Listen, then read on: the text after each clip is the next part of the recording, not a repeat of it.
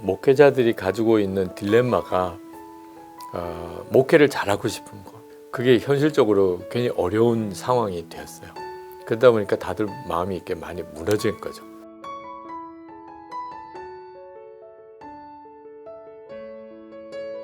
목회를 잘하는 것은 전적으로 주님의 일이세요. 그리고 주님은 절대로 목회를 잘하게 해주겠다고 우리를 부르시지 않았어요. 주님의 부르심은 자기 부인하고 자기 십자가 지고 주님을 따르라. 그게 모든 제자를 향한 부르심이에요. 그러니까 그 부르심의 내용을 보면 힘들고 어려운 길로 부르신 거예요. 주님은 큰 교회를 섬기도록 해주겠다. 너 목회를 하면 그러면 편안한 삶을 살게 해주겠다. 적어도 가족은 내가 다 책임져 줄게. 이렇게 말씀 안 하셨거든요.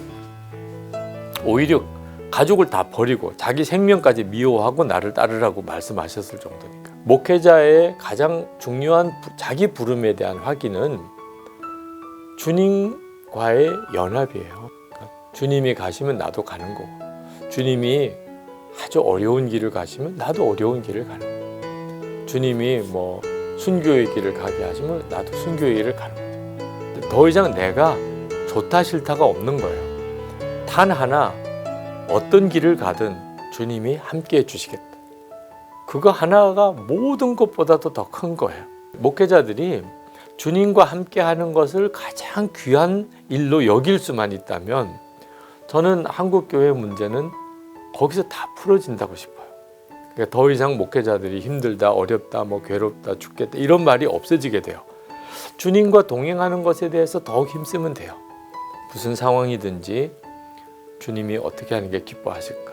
늘 주님께 묻고 그러면 교회 갈등도 거의 대부분 사라질 것 같아요. 이제 이 현대로 들어오면서 교회 성장하기라는 게 묘하게 이제 사람이 가지고 있는 이 욕망을 건드린 거예요. 그러니까 하나님이 교회 성장하는 걸 기뻐하실 거다. 아주 단순하게 그렇게 연결한 거예요. 근데 사실 교회 성장은 목회자에게 거의 우상과도 같은 거예요. 세상 사람이 세상에서 성공하고 싶은 거랑 거의 마찬가지죠. 실제로 이게 교회가 성장하고 유명해지는 것이 그렇게 행복한 건 아니에요. 주님과 동행하는 삶이 주는 행복이 그 어떤 것보다 더 커요. 그 점에 대해서 명확하게 되어지는 일이 목회자에게 구원이라고 생각해요. 목회자가 더 이상 교회를 빨리 성장시키려고 하는 욕망에서 주님을 더 깊이 알고자 하는 마음으로 바뀌면, 그러면 목회자도 구원받고 교인들도 행복하고 한국 교회가 영적으로 개혁되는 것에 가장 중요한 열쇠입니다.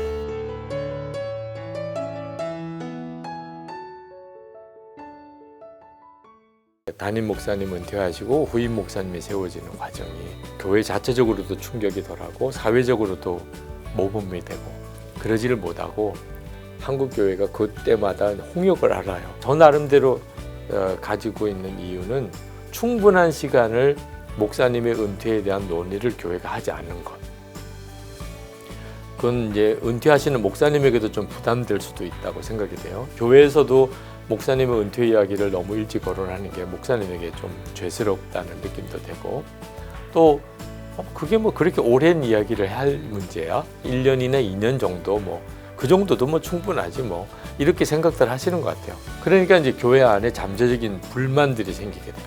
왜냐하면 그런 충분한 논의 과정을 안 거쳤기 때문에 이게 어떤 후임자로서의 정당성을 담보하기가 굉장히 어려울 수도 있거든요.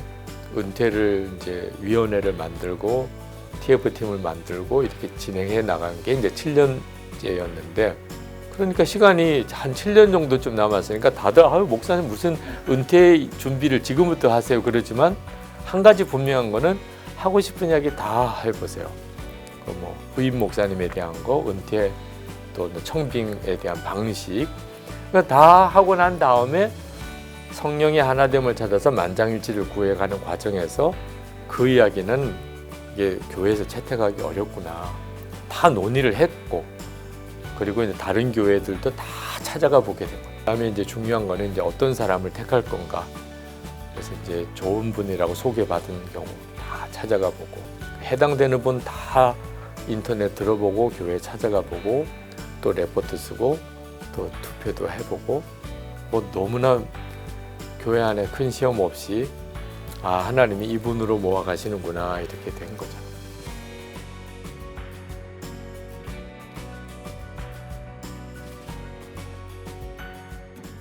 기가 막히게 하나님이 한국에 4차 로잔 대회를 열게 하면서 하나님이 한국 교회를 영적으로 회복시키시려고 이 일을 하셨구나 하는 생각이 들어요. 사실 한국 교회의 영적인 회복을 위해서 구심점이 쉽지 않아요. 어느 목사님, 어느 교회 또는 어느 단체가 한국 교회 전체를 영적으로 이렇게 딱 중심에 붙잡고 이 방향으로 갑시다. 한국 교회가 그런 리더십을 잃어버렸어요. 그러니까 한국 교회 전체가 지금 4분 오열돼 있어요. 각자가 열심히 잘 해보려고는 하는데 하나가 안 돼요. 하나님이 한국 교회를 회복시키시면서 로잔 대회를 섬기게 하시려는 뜻이구나. 그래서 한국 교회를 위하여 하나님이 응답을 주신 거구나. 되게 많은 복음주의권 지도자들이 한국에 오게 될 때 그들은 이미 한국 교회가 어려움을 겪고 있다는 걸 여러 경로로 알고 있어요. 로잔 대회 때 2024년에 9월에 한국을 왔어요. 근데 한국 교회가 많이 달라져 있어요. 한국 교회 안에 영적인 재각성이 일어나고 있다. 그거는 사실 재정이나 인적 자원으로 로잔 대회를 섬기는 것보다 비교할 수 없는 로잔 대회를 위한 한국 교회의 공헌이라고 생각합니다. 그 세계 복음주의권의 지도자들이 특히 선교 운동을 함께하는 이들이 다 한국에 와서 한국 교회가 어떻게 영적으로 회복이 됐는가? 이거보다도 강력한 세계 선교 운동의 도전이 될 수 있는 일이 있을까? 그래서 이제 마음에 우리 로잔 준비위원들과 함께 이를 하나님이 우리에게 준 기회라고 삼자. 온 교회가 온전한 복음을 온 세상에 전하자. 그게 로잔의 캐치프레이즈예요. 북한 문제나 또는 세계 환경의 위기나 또는 이렇게 전쟁의 문제나 우리가 사실 다뤄야 될 주제들이 굉장히 많아요. 그런 문제들을 다루게 될 때 따라와야 되는 게 온전한 복음의 회복과 온 교회가 하나 되는 이 교회 회복의 역사가 일어나야 이게 선교 운동으로 가게 되는 거거든요. 교회 전체가 바뀌는 계기로 하나님이 만드시는 건가. 그리고 실제로 그 일은 이미 시작이 됐어요. 선교적 교회라고 하는 담론이 한국 교회에 굉장히 많이 퍼져 있어요. 특히 팬데믹을 지나면서 한국 교회가 너무나 값비싼 대가를 지불하고 배웠어요. 예배만 드리고 이렇게 해서는 안 되는 거다.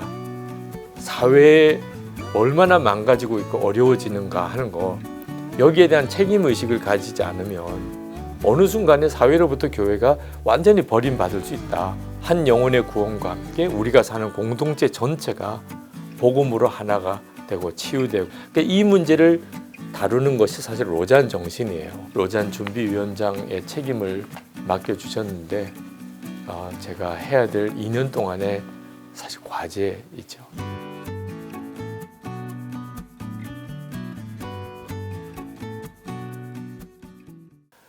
한국 사회가 아직까지 교회를 향하여 완전한 신뢰를 주고 있지 못하는 것 같아요. 한국 교회와 우리 그리스도인들이 우리 자신의 문제뿐만 아니고 사회적으로, 국가적으로 또 여러 가지 이슈에 대해서 우리가 정말 건강하게 잘 대처하고 교회 이미지를 바꾸고 전도의 문이 열리도록 해야 될 일들이 참 많은데, 한 가지 분명한 것은 그 일이 우리가 할 일이 아니고 예수 그리스도께서 우리를 통하여 하실 일이라는 점은 절대 잊으면 안 된다는 거예요. 우리가 하려고 하니까 절망이고 안 된다고 그러고 좌절이고 낙심이고 정죄하고 이렇게 돼요. 주님을 온전히 신뢰하고 그리고 철저히 주님이 기뻐하실 일만 하자고 하는 마음으로 나가기 시작하면 그런 우리들의 모습 자체가 세상이 보기에, 사회가 보기에 소금이나 빛처럼 역할을 하게 돼요. 지금 현재 우리 국가가 가지고 있는 문제가 분열의 문제거든요. 극심한 진영 대립이에요. 근데 화해자의 역할을 해야 되는 게 교회거든요. 그러면 어느 순간에 국가의 어떤 그 경륜이 필요한 사람들, 언론이나 뭐 그런 쪽에서 교회에 물어오게 돼요. 교회가 그 점에 대해서 일절 두려워하거나 당황해하거나 조급해할 이유가 없어요. 이미 주님은 우리 안에 계시고 그리고 주님은 능히 이 한국의 문제를 다 해결하실 수 있는 분이세요. 예수님이 더 커 보이는 순간에 문제는 이건 아무것도 아니네 이렇게 돼요. 그게 사실 믿음인 거예요.